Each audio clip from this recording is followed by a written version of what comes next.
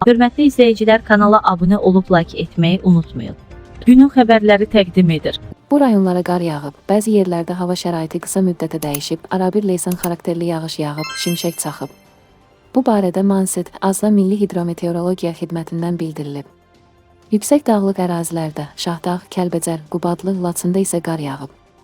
Düşən yağıntının miqdarı Qaxda Sarıbaş 13, Balakəndə 6, Şahbuzda 5, Zaqatalada 4, Tovuz, Şəki, Sədərək, Şuşa, Naxçıvan, Şərur, Ordubad, Daşkəsən, Şəmkir, Qubal, Qusarda 2 müddət qeydə alınıb.